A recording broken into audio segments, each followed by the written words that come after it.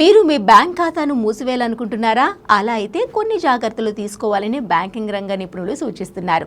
తొందరపడి బ్యాంక్ అకౌంట్ను మూసివేయకుండా కొన్ని జాగ్రత్తలు పాటించాలని చెబుతున్నారు.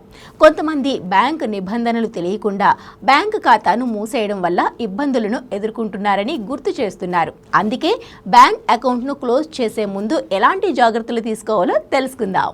బ్యాంక్ అకౌంట్ మూసివేసే సమయంలో జాగ్రత్తలు తప్పనిసరి. మైనస్ బ్యాలెన్స్ను తప్పనిసరిగా చెక్ చేసుకోవాలి. డెబిట్ కార్డ్ ఛార్జీలను సరిచూసుకున్నాకే అకౌంట్ క్లోజ్ చేయాలి. ఆటోమేటిక్ పేమెంట్స్ తొలగించి మరో ఖాతాకు బదిలీ చేసుకోవాలి.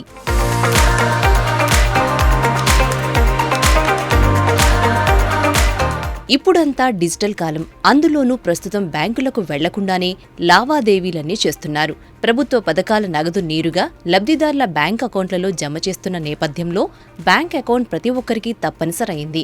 దీంతో చాలా మంది ఒకటి కంటే ఎక్కువ బ్యాంక్ అకౌంట్లు ఉపయోగిస్తున్నారు. సామాన్య మధ్యతరగతి వాళ్లు సైతం వేర్వేరు అవసరాల కోసం 2 లేదా అంతకంటే ఎక్కువ బ్యాంక్ అకౌంట్లను మెయింటైన్ చేస్తున్నారు.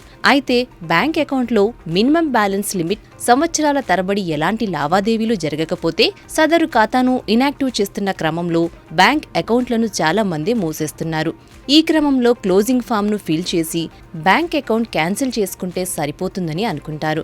బ్యాంక్ అకౌంట్ ఉపయోగించకపోతే మినిమం బ్యాలెన్స్ ఫైన్లు పడవని చాలా మంది భావిస్తుంటారు. కానీ మీ నుంచి బ్యాంకులు ఏటీఎం, ఎస్ఎంఎస్, పాస్బుక్, సేవా ఛార్జీలు ప్రతి ఏడాది వసూలు చేస్తాయి. జీరో బ్యాలెన్స్ ఉన్నప్పుడు వాటి ఛార్జీలన్నీ మైనస్ రూపంలో పడతాయి.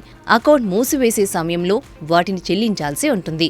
అందుకే అకౌంట్ మూసేసే సమయంలో వాటి బ్యాలెన్స్ను ముందుగానే చెక్ చేసుకోవాలి.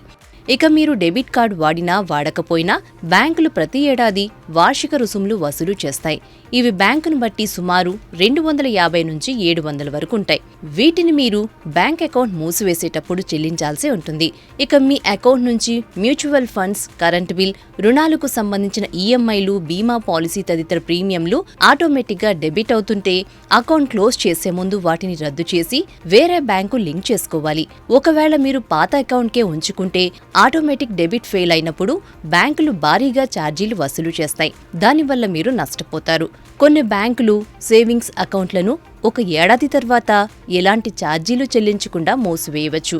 మరికొన్ని బ్యాంకులు అకౌంట్ ఓపెన్ చేసిన 6 నుంచి 12 నెలల్లోపు మూసివేస్తే 200 నుంచి 500 వరకు ఛార్జీలు వసూలు చేస్తున్నాయి.